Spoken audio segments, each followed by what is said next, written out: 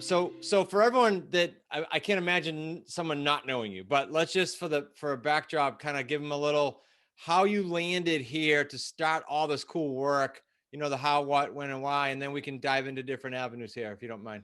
Yeah, I've met a lot of people who have no idea who I am, so I'm used to that. So years ago, I was miserable, negative, unhappy. I'd lost my job during the dot-com crash, so didn't know what the future held.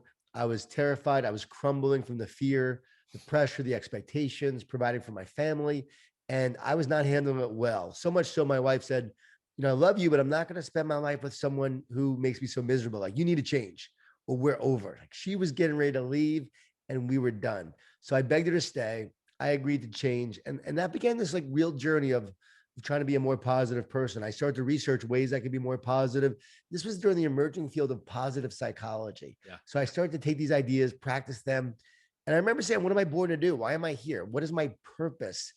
And I'm telling you, writing and speaking came to me. It wasn't like, I ever thought about that when I was younger. It just came to me. I'm going to write and speak. And I told friends, and they're like, really? Like, you've never done that before. I know. I'm going to do it. So I literally just started a newsletter, a weekly positive tip. I started writing. I had people that I admired, like Ken Blanchard, who wrote the 1 Minute Manager. Right. And Right. he went to Cornell. He taught at Cornell. I was a Cornellian. So I always admired him. And for some reason, I just said, I'm going to do it. And I started this journey, and I'm still doing it years later. So you did zero writing, even in when you were younger, grammar school, zero. I mean, I wrote in terms of papers I had to Basic do. stuff. Yeah. Yeah, I had to do papers. I remember in college, I had to write a series of papers. When I graduated, moved to Atlanta, I wrote a couple articles for the Atlanta Journal-Constitution on education that I thought were important, like issues. I did a few things like that, but never thought I would be a writer and speaker. That'd be my calling or my job. Okay, so I guess the question on that, I'm just going to chase this different directions. And so your very first one is which one? And I should know that answer. The Energy Bus. So I wrote that in 2006. I'm 35 years old. This all happened when I was about 31, 32. So now I'm 35. I had been doing some talks and some speeches, but it wasn't really going great. And I was wondering if I should continue doing this or should I find a job? Because I got into the restaurant business to hopefully make enough money to support my family so I could start writing and speaking. So Wow. second mortgaged our home, $20,000 in credit cards after the decision to stay positive, be a writer. Okay, I'm going to open up a restaurant. My wife said, all right, let's go for it. Next thing you know, we don't know if the restaurant's going to make it or not. Wow. Thankfully, it did, but that was a scary time, but learned a lot, made that business successful, became one of the top franchises in the entire, Moe's network. And it was Moe's Southwest Grill was a Wow. burrito place. They're now over 300. We were Yeah. fifth. We were fifth in the entire country at the time. And so I had that experience again, good business experience. And then was like, all right, now I'm going to focus on that. Sold the restaurants, got a little money from that, made some profit. And then I'm like, okay, now I'm going to do this. Next thing you know, the money's running out after about 6 months. I got another maybe year and a half left, but you see that money start to dwindle down. You're like, okay, what does the future hold? I'm walking. The energy bus comes to me. Boom. Had the idea like a lightning strike. Went back to my home office and I started writing this book. I wrote it in 3.5 weeks of divine inspiration. It gets rejected by over 30 publishers, told to give up. It's not going to happen, but I can't give up because I have this vision and mission to encourage and inspire as many people as possible, one person at a time. Like that was driving me. I wanted Love to it. make a difference. I was no longer focusing on myself. I was so miserable because I was focused on me and myself. And that's what I realized. Once I made my life about serving others, making a difference, I found greater joy, inspiration, encouragement. And this book was a culmination of that. So I'm like, okay, I got to get this book out there somehow, some way. Finally, John Wiley and Sons agreed to publish the book, came out. No one even bought it, wasn't even in bookstores, but it was a bestseller in Korea, South Korea. So the joke is, but it's a true story. I prayed for it to be a bestseller. It came out, it was a bestseller in Korea. You got to be specific with your prayers. Yeah. And so huge in South Korea. Now one bookstore carries it. So I go on a 28 city tour, paid for myself. And we had 5 people in one city, 10 in another. The most people we had were 100 people. Des Moines, Iowa. They thought Jeff Gordon was coming. That's why they showed up. And Unbelievable. so remember, I got home, didn't know what the future held, but I'm like, okay, I got to get this message out there. And that's what I did. I started speaking on the energy bus everywhere and anywhere. 5 years it took for it to be a bestseller. And then after that, everything just took off. Okay, so this is interesting. I got a bunch of things swirling, but would you say, well, let me tell you what Brian Tracy said, and you tell me if you think it's accurate. So Brian was on the show like, I don't know, a few weeks ago. I don't even know if it came out yet, but I gave him my logic of a 3-year sprint and commitment with our investors we train. And he said, no, no, no. I've gone broke a few times. I've written whatever it is, 80, 90 books. He said, any entrepreneur cycle is 7 years because the first few years are going to suck. And then the next few, you're going to seem like you got it. And then you're going to get some wealth, create some wealth. It sounded like that 5-year journey there almost hit his 7-year cycle of creating some huge wealth. So do you agree with that? Yes and no. I mean, for me, it was a cycle of you're on the rise, you get your work out there, doesn't happen overnight. I don't think I made wealth, in the first 5 years. I think maybe 9 years, it's the wealth really started to come and started to happen. But I think you're going to face ups and downs along the way. There's no two people journey, two people are going to have different journeys along the way. They're going to have different experiences. And sometimes you have initial success a lot of times. Sometimes in the beginning, things take off because you're showed a path that you're on the right path. Like this is what you're meant to do. So you have that initial success and then you get hit, bam, bam, bam, and things start hitting you and you have to learn to overcome that. You get tested. The minute you start to say, this is my path, this is what I want to create, you will get tested on the journey to see if it's real, to see if you have the strength to overcome, to see if you have the commitment and the devotion. I often say that devotion is what drives discipline. We think it's about being disciplined. No, the more devoted you are, it will drive your discipline to be great. Pavarotti, the famous opera singer, was asked about his incredible discipline. He said, everyone thinks it's discipline. It's not discipline, it's devotion. His devotion drove his discipline. Tom Brady doesn't have to be disciplined to go work out. He loves it. So it drives his discipline to want to train, to want to get better, to want to improve. And so that's what makes him great. So for me, I think that's the key is you're going to face adversity along the way. You're going to have the challenges. You're going to have the obstacles. Sometimes it takes 10 years. Sometimes it takes 15. I don't know if it's a 7-year cycle, like he said, but the cycle is the same. You start to achieve some wealth. You start to make some money. And at that point, you have to decide, like, am I really committed to this? Was it about the outcome? Or am I intrinsically motivated to do this work to make a difference? We know people who make money and they stop doing it, right? We have singers that have a hit album and they're done, but others keep on playing, keep on making the music. So what's in your soul? What are you called to do? What do you love? What is your purpose? What drives you? And that is ultimately the ones who achieve greatness are the ones who are driven by those greater sources of energy. Yeah, I love it. I think you just touch a bunch of people, not just with your candor and your story, but the 7 or 10 or 5 or 15-year journey for everyone to do their thing. I love it. So let's go back to your story kind of relates to any entrepreneur right at the very beginning, all those challenges you had. But okay, so how come some people lay down or quit too soon? Because I know all the wicked smart listeners, John, are thinking, yeah, it'd be great to go full time. I know because we bring some in our community that have the whatever, the devotion and everything else to do it. But we have a whole bunch, probably, we're in 96 countries. So there's a whole boatload of people that go, I guess I can't do it. Like, what do you say to them about making that jump? It's about grit. Grit is the number one predictor and factor of success. We know Angela Duckworth talks about that. She's the foremost researcher, but I have a formula for that I have figured out that really works. It resonates with a lot of people. And it is this: grit is inspired by vision and purpose. It is fueled by optimism and belief, powered by faith and hope, driven by love, created from the inside out, revived by resilience, kept alive by stubbornness, and if we're honest, includes a little fear of failure and desire to prove oneself.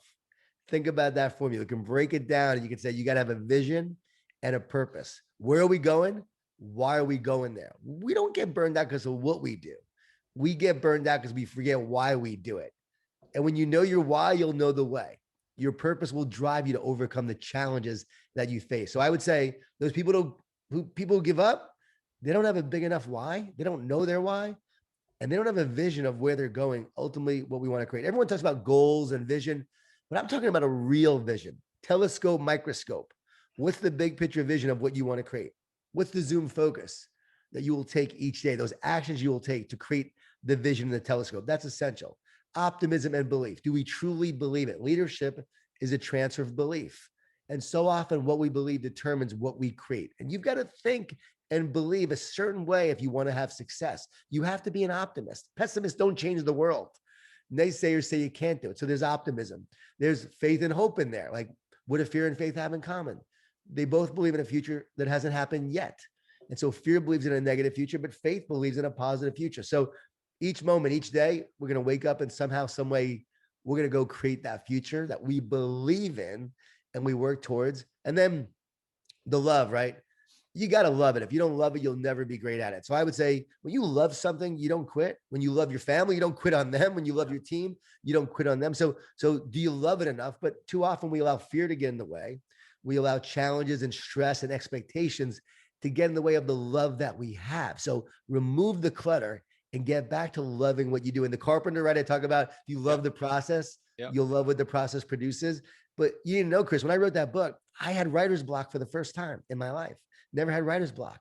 And I woke up thinking that I'm going to write a piece of junk. People are going to think my best work was behind me. I couldn't write.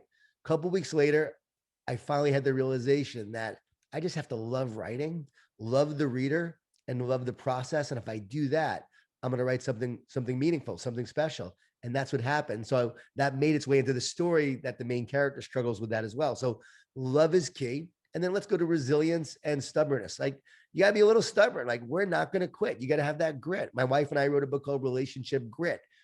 We stayed together many times when maybe we shouldn't have, or many people wouldn't have. And we look back, we were just a little stubborn. We just didn't want to give up. Neither of us wanted to quit on each other because we loved each other, but also just didn't want to give up and didn't want to quit. So we were stubborn, resilient. And then again, there's that, if you're honest, a little fear of failure. Like, there is that little fear that's going to drive you. The greater fear, if you have too much fear, it sabotages you. Love casts out fear. So love is the antidote to fear. But if you have that little fear, will sabotage you. And that desire to prove oneself, again, Tom Brady example. I know you're from the Massachusetts area. Wakes up every day wanting to be great and feeling like he still has to prove himself. Even for me, after 24 books, I still feel like I've got to make my next one my best one. I can't settle. I've got to continue to prove that I'm worthy of doing this, because I think in so many ways it's a dream that I get to do this. You wake up some days like, who am I to be doing this? And you're like, well, I've been put here and I've got to make my next work my best work. I can't rest on the past. So how much time do you spend daily, Jon, on we teach like 3 pillars: mindset, skill set, systems. That everything we teach falls somewhere down the line of those, right? And then subsets. How much do you work on the mindset piece if you were to break down those 3 pillars? I mean, I got to think it's like an enormous amount. So I wanted to hear your thoughts on this. I've spent so much time on it. It's not like I practice it intentionally now. It's almost a habit. So my mindset is a habit. I take that walk of gratitude in the morning, a thank you walk. Can't be stressed and thankful at the same time. So if you're feeling blessed, you won't feel stressed. And when you appreciate, you elevate your mood, your performance, the people around you. And so I really do have a state of gratitude. I'm naturally negative. I'm from Long Island, New York, right? Jewish Italian family, a lot of food, a lot of guilt. So I go towards the negative. So I have to work really hard at being positive. But over the years, I believe in doing this every day, feeding the positive, weeding the negative. I really have rewired my brain from negative to positive. So I naturally more start to go there. But it's an intentional, it's a non-intentional now. It was initially of every day focus on gratitude, walking, praying, focusing on the positive, turning every challenge into an opportunity. What can I learn from this? How can I grow from this? And then still going through moments in your life where you get slammed, you get challenges with your kids and your family, things you didn't expect, and things show up. And in those moments, it comes down to trust. It comes down to faith. It comes down to belief that tomorrow is going to be better than today. And somehow, some way, we're going to get through this. So mindset is everything. I love that you teach that. Skill set, getting better every day, trying to improve. That's something I'm intentional on. You know what I really need to work on in terms of is systems, because like systems, I've systemized our training. I didn't even say that word right, but our training and what we do as a leadership. But systems in general for everything is not something I'm you, Jon, from a system standpoint, but I know how important it is. Well, just over the top humble, because clearly you've done just pretty well with without having systems, according to you. Well, I have a system to write, I would say. So when I Yeah. write a book, I know my system. I get up in the morning, I write in the morning. If I get on the first thing up in the morning and I'm on social media, I'm done. I can't write. So I can't touch social media. I can't look at email. I've got to get up in the morning, write. Then I do that. I go take a walk. I come back, I write some more, and then I'm like, okay, I'm done for the day. At night, I check what I wrote, I edit it, I get some new fresh ideas, I write that down, wake up the next morning, start again. So I finish a book usually in 3.5 weeks, 4 weeks tops Wow. is when I write a book. So I have a system for that, but maybe not everything else. So what's next then? Because I've heard you say a couple of things about the book. Like, what's next for you? Is it a book? Is it a project? What's going on? Like, what's the next horizon for you? Have several new books coming out. So that's what's next for me in that area. We have Power of Positive Leadership Training, which we only started really a year and a half, 2 years ago, and then COVID hit. It was booming right before COVID, Yeah, but we still did a lot of virtual events, leadership training online, and everyone we did sold out. So my goal is to develop positive leaders around the world. I want to really develop positive leaders and help leaders lead their teams, overcome the negativity on their teams and in their organizations, and how to create more success because they do things the right way through relationships. So that's our big thing. So I'm really focused on that in a lot of ways. We have consulting now with Power of a Positive Team, helping teams become strong. And then we have a whole school initiative where we're working on schools in our school systems that's awesome. to develop school leaders, because let's face it, we need positive schools to develop these kids. Too many schools deal with negativity. Teachers are negative, and there's a lot of negativity within the school systems that sabotages morale and the performance. And Crazy. yeah, so we're big on that. So if you were sitting down with your wife or anyone in your family tonight, and you would have finished this sentence, I'd love to know who. And you said, "Man, I remember such and such team or such and such company," because you've worked with so many diverse, different organizations, teams. Who was your favorite one, or what was your favorite one, and why? Because like, what rings out in your head? Is there one? Had so many great ones. I mean, working with the Dodgers and Dave Roberts was, really special when he took over as the manager, and watching that team win a World Series, incredible. But I'd say Clemson football and Dabo Sweeney, just because I started working with them in 2012 and they read my book Training Camp in 2011, helped turn the program around. Dabo read it. I didn't even know they were reading it. They reached out at the end of the season. Hey, would you speak for the team next year? I said, yes, if you read the Energy Bus, I'll come. They did. Dabo read it. I spoke, and we became fast friends. And I've been working with the team ever since. And to watch that program turn around to go to a national championship, I was on the sidelines for the game, That's watching awesome. them win a national championship, watching the culture, the leadership, the belief, all these principles led by this great positive leader. And he is a great leader and he's a great human being. To watch him lead that way and the players to embody it, absorb it, and live it was so powerful. So I have to say this, that whole experience over the years has been great. And I still speak to them every year. So it's been 9 years now. Wow. I've worked with them every single year. And I'll call Dabo like after the championship. I was like, hey, you want to bring another speaker in now? Like now that we won it, like have a fresh voice. He goes, no, we're gonna stick to our principles, our systems, and what works. We're not changing. So coaches are funny like that. That's awesome. Well, why would he rock it? He's got some good energy going with that, right? We got great energy together and a great. I learned a lot from him, and I know I've been able to share a lot with him. So we've grown a lot together. Um, I know one of the I asked my son-in-law Zach, who normally would be on this with us. I said, what do you want me to ask John? One of them was having to do with your initial story. Now that I heard you, and that is how to maintain that positivity despite all that adversity. So I know you addressed the why and all that. Is there anything else you want to add to that piece, because it hits everybody? Yeah. Well, you asked me about teams. The Rams also, I'm wearing their hat right now, and I work with the Rams, and Sean McVay, just that's been special. You know, met with him and talked with him when he just got the job as a Rams coach. He was 30 years old at the time, Wow. head coach of the Rams. And I met him. I'm like, this guy is incredible. Like, what a great leader. He was young, but he was so smart, and he was an incredible leader. He got it right away. I said, this guy's going to be a successful coach. Sure enough, he has been. But one thing I want to say that's essential when you're dealing with adversity and negativity, best advice I ever heard is from Dr. James Gills, the only person on the planet to complete 6 double Ironman triathlons. That's a double Ironman, which means you do an Ironman, a day later do another one. And, and the last time he did it, he was 59 years old. Crazy. So he was asked how he did it. He said this: I've learned to talk to myself instead of listen to myself.